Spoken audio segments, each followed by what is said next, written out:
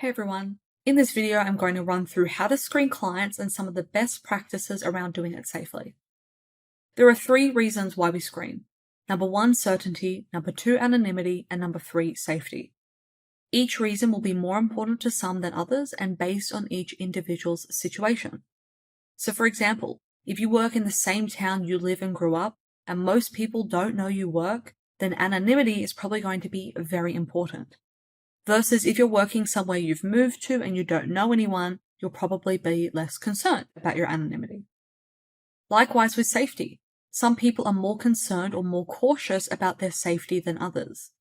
In my experience, people who have worked for a long time and who have been fortunate to not have any serious safety issues can often be more relaxed than someone who's new to the industry or someone who has had issues. Note that screening for sex work versus screening for companionship is different. So if you live in America outside of Las Vegas and your service is companionship because sex work isn't legal, then the screening processes for these people are often different. In America, screening tends to be far more stringent.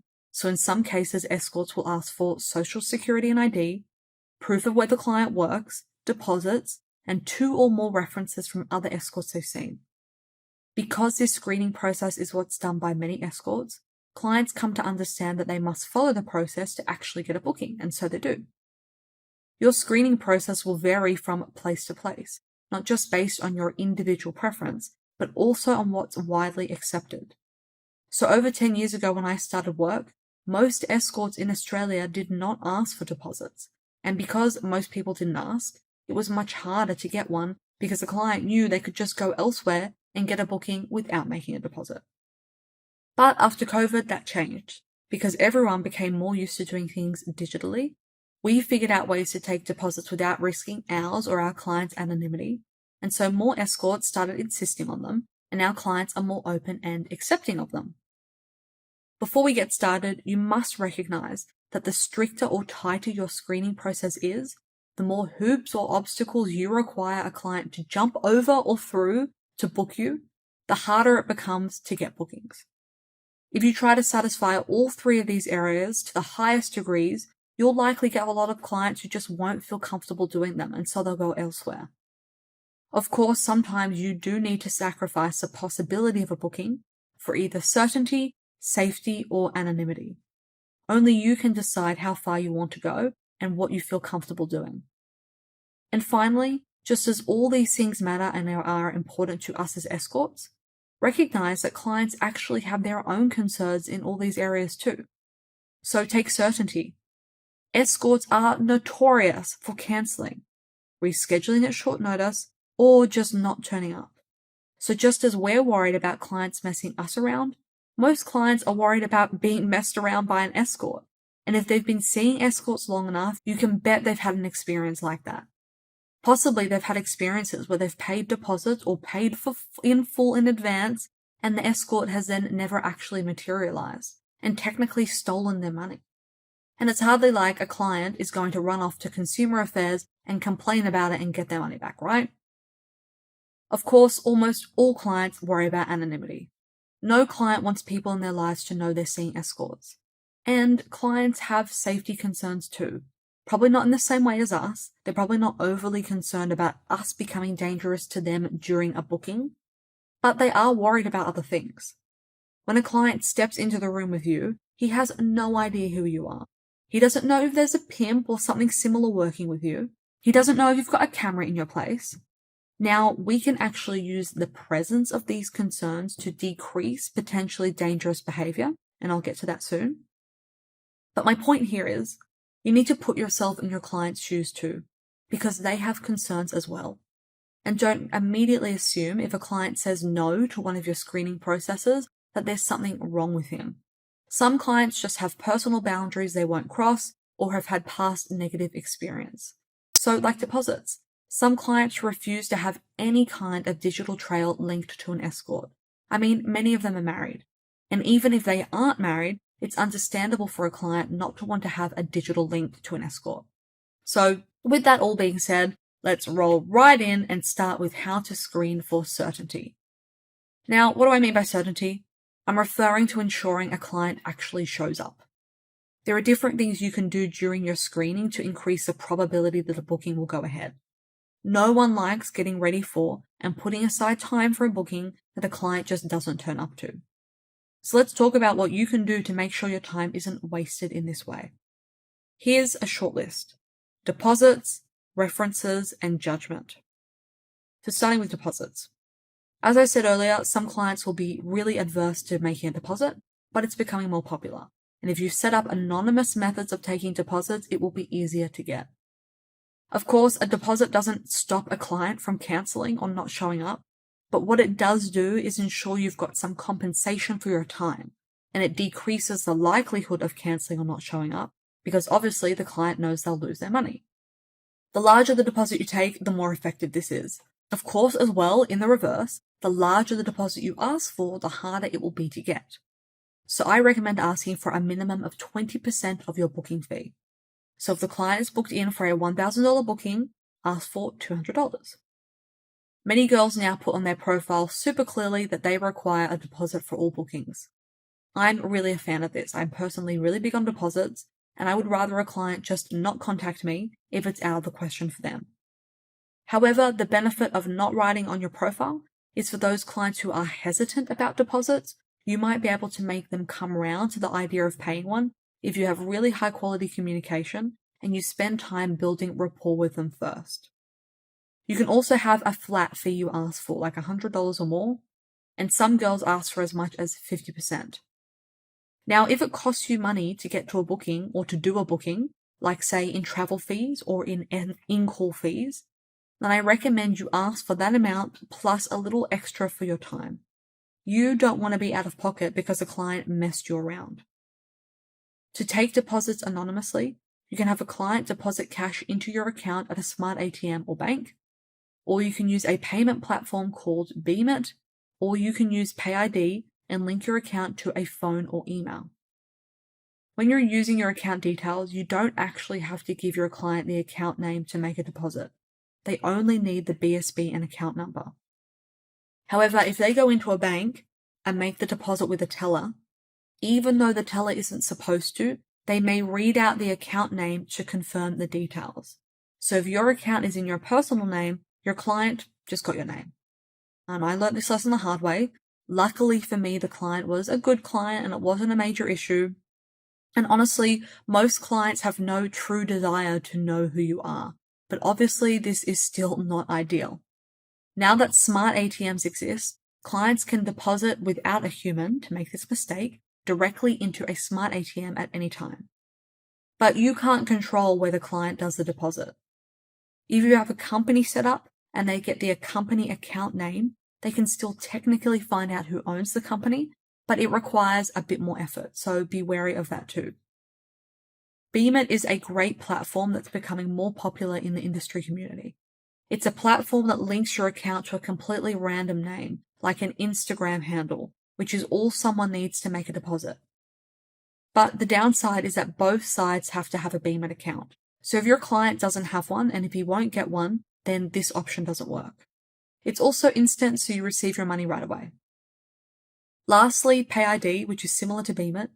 Your client has to be set up in a way which they can make PayID payments, but they're becoming more and more popular, so it's pretty likely that they will. And lastly, regarding timing of deposits. Digital payments, even when they're supposed to, don't always clear instantly. So if you've taken a deposit and it doesn't clear before the booking, then you have to make a judgment call on whether or not you go ahead with the booking. Always ask the client for a receipt, but know that clients can fake receipts. I mean, any photo can be edited these days, and I've actually had this happen to me too. So I always encourage a client to use an instant method, and I'll tell them if it doesn't clear in time before our booking, then I will ask for a full fee in cash when I see them, and then I'll refund them the deposit when it clears. Now, some clients are okay with this, especially if the deposit isn't huge, and other times they're not, and it's off-putting. For really short notice bookings, if it isn't an inconvenience to me, then I might not ask for a deposit at all, to just avoid this problem altogether. They either show up and pay me or they don't. Understand too that when you take a digital payment, a client can always try to reverse it. This has also happened to me, and it's really unfortunate, because you probably won't want to start a dispute over it with your bank due to the nature of the service that they've paid for. Fortunately, what I can say after all these years is that it happens infrequently, but it does still happen. So for this reason, cash is still ideal for the larger portion of the booking fee. But, not all clients carry cash anymore. Increasingly, we're seeing clients choosing to pay the whole booking fee digitally, whereas 10 years ago, that just didn't happen. Your next option for increasing certainty is to ask for a reference. To do this, you ask the client of the names of escorts they've seen before. Then you text those clients and you say something like, "Hi Jane, my name is Isabel Fox. I'm a fellow escort," and I put my profile link there so they can see that I'm real. "Mark on contact number blah blah blah has given me your name as a reference. Can you please confirm if he was respectful, clean, and showed up without issue? Thank you, Isabel." Or, of course, ask about anything that's important to you. Now, hopefully, she texts back and confirms the client's a good guy. But just because he was good with her doesn't mean that he will be with you. Any client can cancel or mess you around.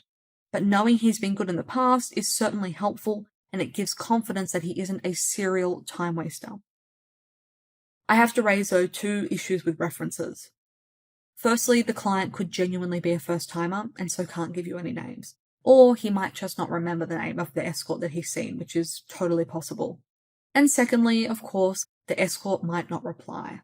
Escorts are notoriously bad with their phones, or if the booking is short notice, like an hour away, that is going to make it really hard for someone to get back to you within the hour.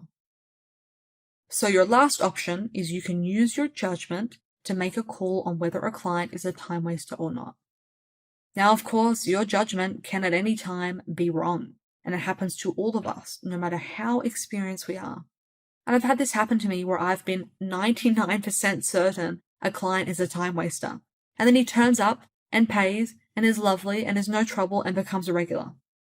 So you can be wrong in both directions, to your benefit and to your disadvantage. Here are some red flags to watch out for, though, when assessing a client's communication. So number 1, does he answer questions directly? Does he commit to stages of the booking process, i.e. when you ask for a time?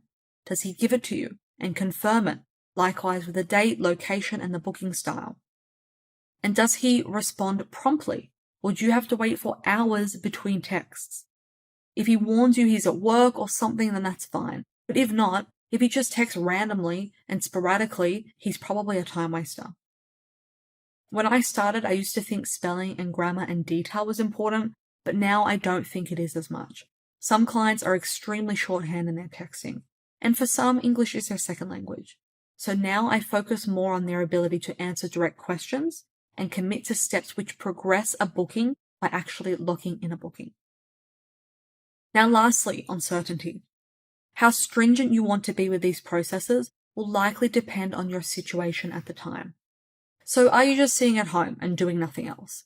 If yes, you might want to be more relaxed about something like a deposit, because it's probably better to chance it and make a booking than to not and just be at home doing nothing. Or maybe not, maybe you're Netflix and chilling and that's of value to you more than your booking fee. Do you have to travel to get to your in-call? If you do, if it costs you money, certainty is probably more important for the time and money it will take for you to even make the booking happen. Do you have to spend money to make the booking happen? If yes, I like a deposit to at least cover that cost and then some more for my time. Do you have other booking options? I always prioritize secure bookings with deposits over bookings without them, for obvious reasons. And are you on tour? If you're on tour, sitting in a room waiting for work, your requirement for certainty will probably be lower. Unless, of course, the client has asked for an out-call, you have to spend money, or if you have other booking options where they will pay deposits. So, that's certainty. Now let's roll right on into anonymity. How do we protect our privacy and maintain discretion and ensure we don't answer the door to our fathers, brothers, boyfriends, or uncles, or anybody else? Nobody wants to run into someone they know when they're escorting. So here's the short list of what you can do. Number 1, video intercom. Number 2, ask for photo ID. Number 3, your profile. And number 4, your lifestyle. Anonymity procedure number 1 is if you're working at an in-call, have a video intercom. where you can see the client visually before they even get into the building. If you're touring, you can look for a video intercom in the list of inclusions for the property, and if they've got one, it will usually be listed in places like Airbnb.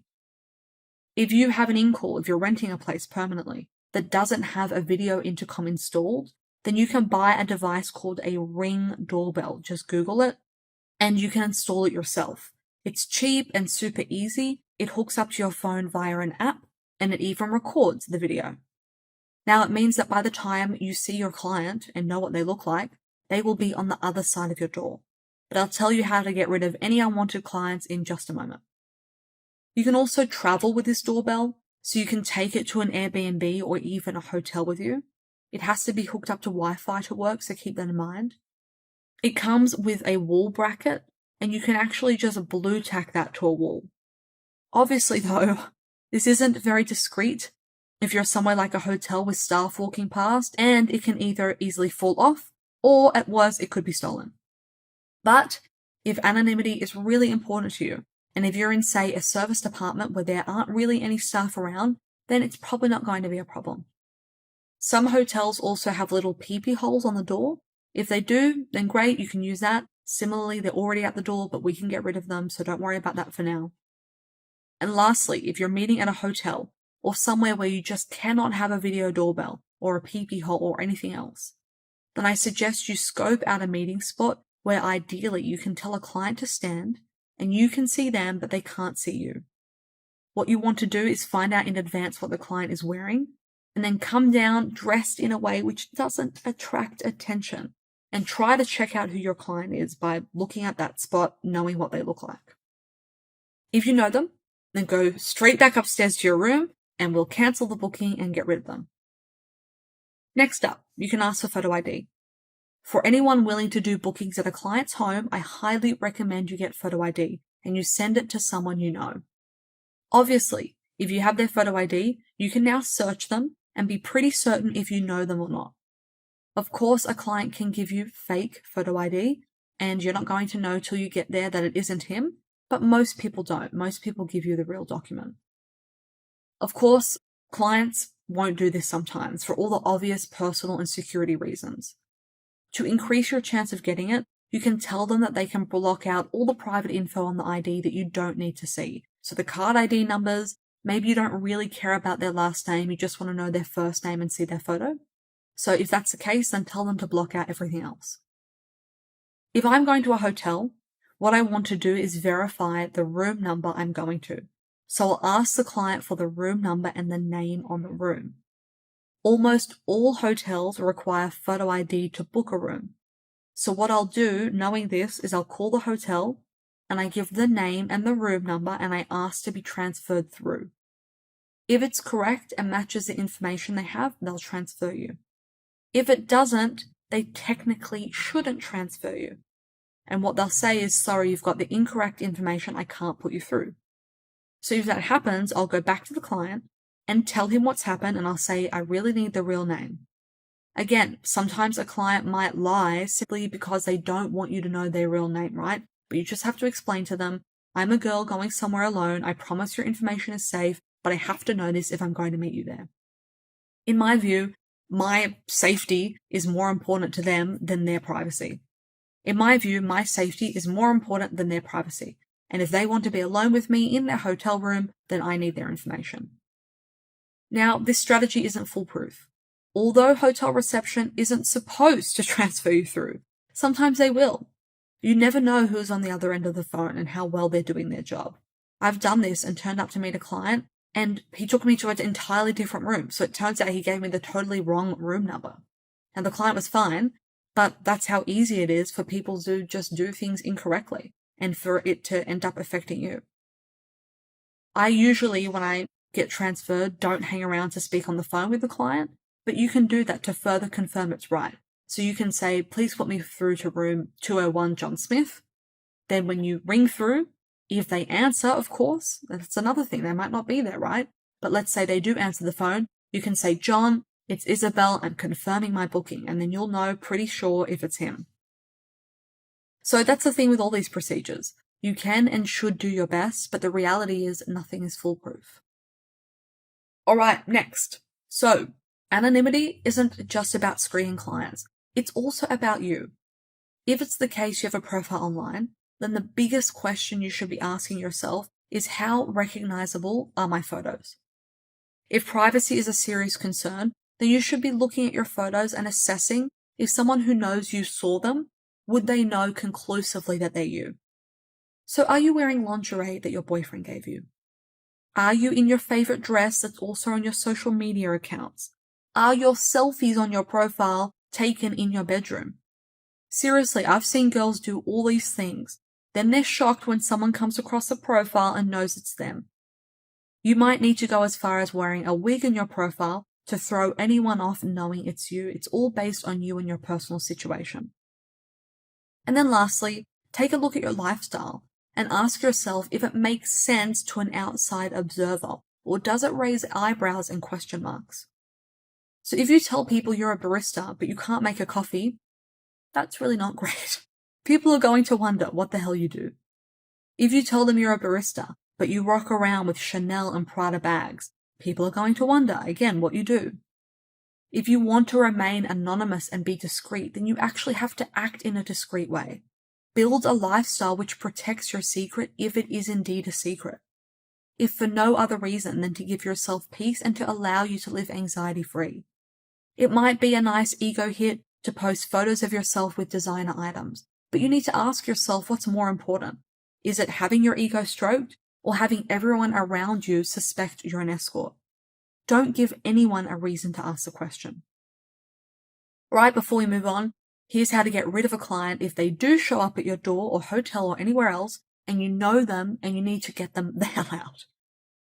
A short notice cancellation is always better received over the phone. So if you don't think the client knows you well enough to recognize your voice, or if you're good at putting on an accent, then I recommend you call. Most clients, when cancelled on so abruptly when they're already there, will naturally worry. Sure, they're annoyed too, but actually they get worried that something's off. So the sound of a pleasant female voice on the other end of the phone diffuses a lot.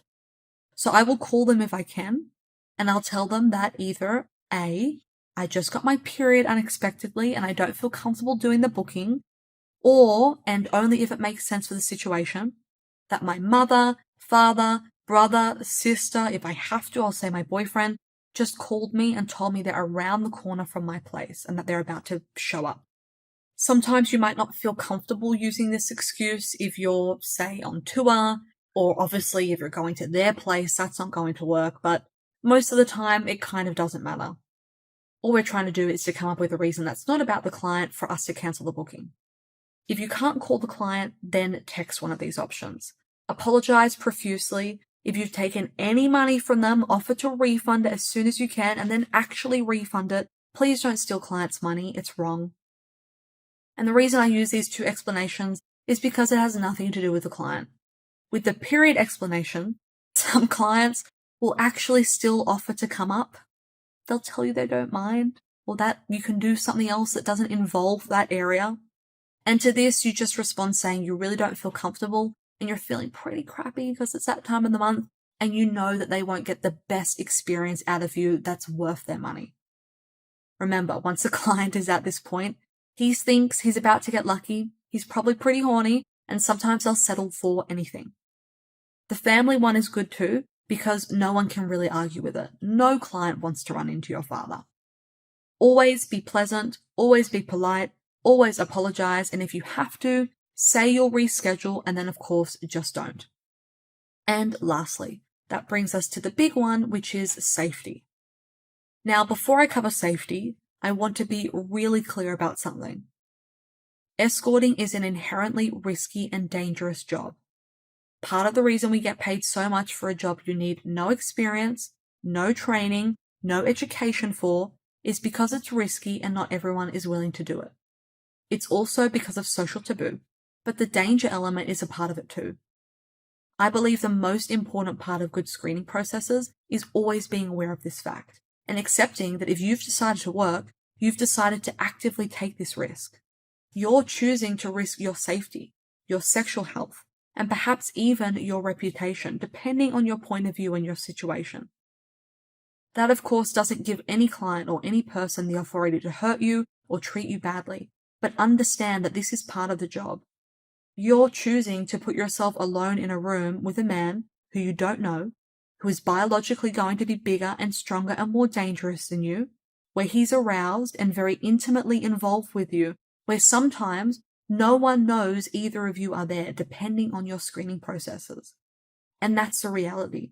Now, we can follow processes, and we should, which minimize the risk, but the job is never risk-free. If you want zero risk, then just don't escort. Even girls who work in brothels, where there are staff on site and panic buttons, still get raped. So let's be smart, let's be prepared, but let's not be naive. So safety isn't just about screening the client. It's also about your entire setup, and that's where we're going to start. First and foremost, does anyone know where you are and what you're doing? Hopefully, someone in your life knows what you're doing, and you can let them know whenever you're in a booking. Of course, just because you text your friend doesn't now make her responsible for your safety. But it does mean that if something goes wrong and no one hears from you for a while, then at least someone knows where to start looking.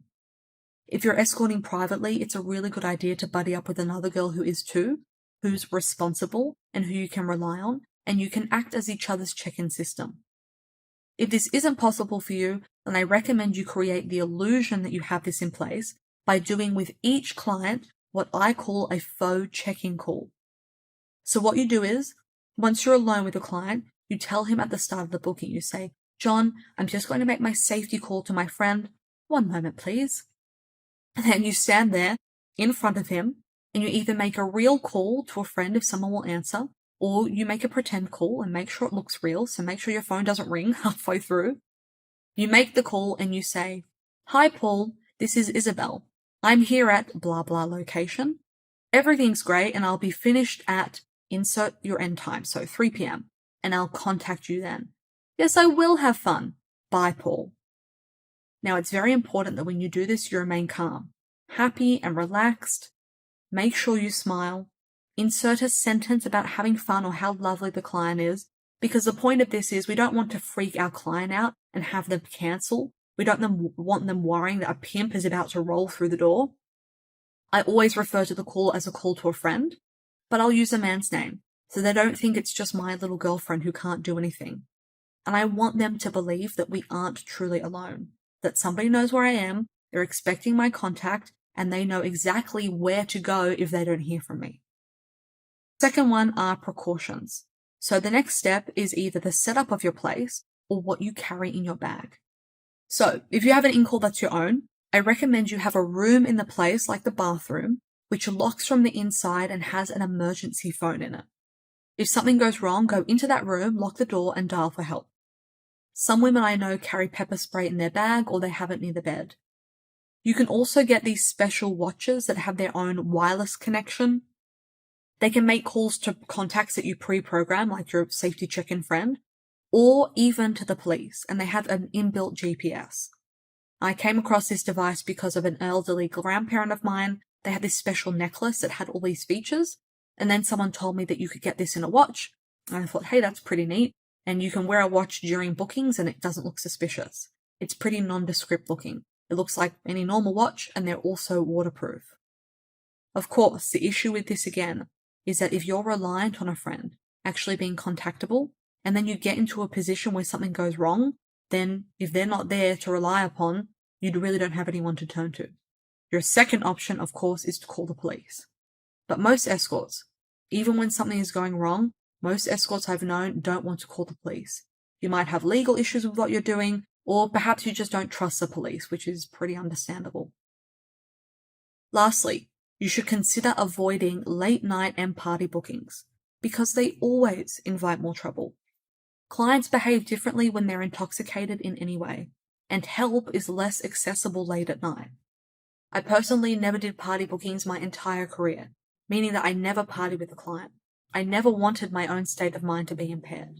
Plus, in my view, they cost you more money in the long run, because they take days to recover from, and they impact your health badly, which isn't good from an aesthetic point of view. Clients care about how you look, so take care of it.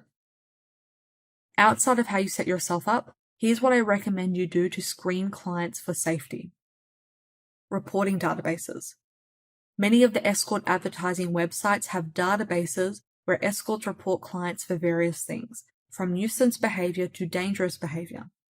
As long as you have an ad on their site, you can get access to it.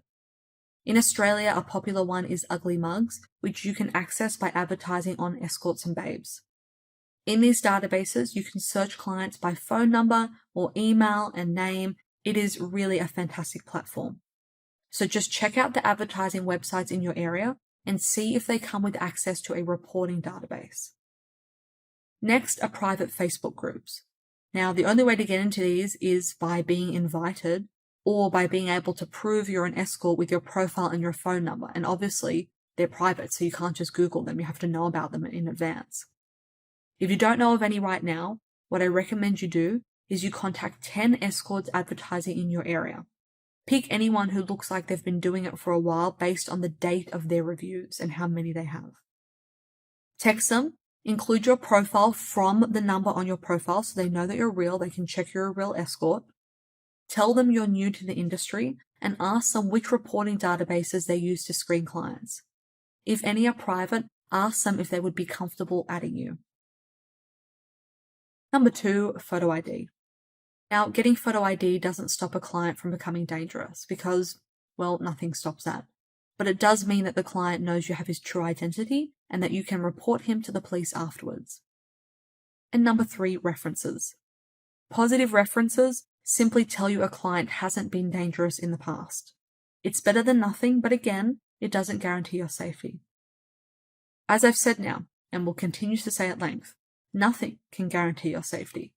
If something goes wrong, it happens fast. Even if you're willing to call the police, it's not like they can just be there instantly. You really do want to have someone who knows you're working, someone you can text to alert them if things start going downhill. If a situation develops between you and a client, then this is what I can recommend. You really do want to have someone who knows you're working, someone you can text to alert them if things start going downhill. If a situation does start to develop between you and a client, then this is some things that I recommend you do. Try and put distance between the both of you. If something happens when you're in the bedroom or a small room, try to move and get into a bigger room where there is a clear exit. This one is hard, but remain calm as best you can. Try to stay positive. So don't get agitated and visibly angry with the client, and slow everything down. So when we're stressed and in a heightened state of anxiety, we tend to rush and then we miss things. Just slow yourself down. Speak in a calm voice, smile at your client, and tell him everything's going to be okay between you. Always give the client his money back, all of it, every dollar, and tell him you think it's best that you wrap things up for today. It always blows my mind in these situations when girls get into arguments with a client over money. Most of the time, not all of the time, but most of the time, a client just wants his money, and if he gets it, he'll leave. I know it is unfair to have to give money back to an asshole, but your safety is way more important. I've never had a potentially dangerous situation not be seriously de-escalated by giving a client his money back. Obviously, it doesn't solve everything every time, but it usually improves things enough to get a client to go. In a dangerous situation, your number one priority should be being able to get away from the client.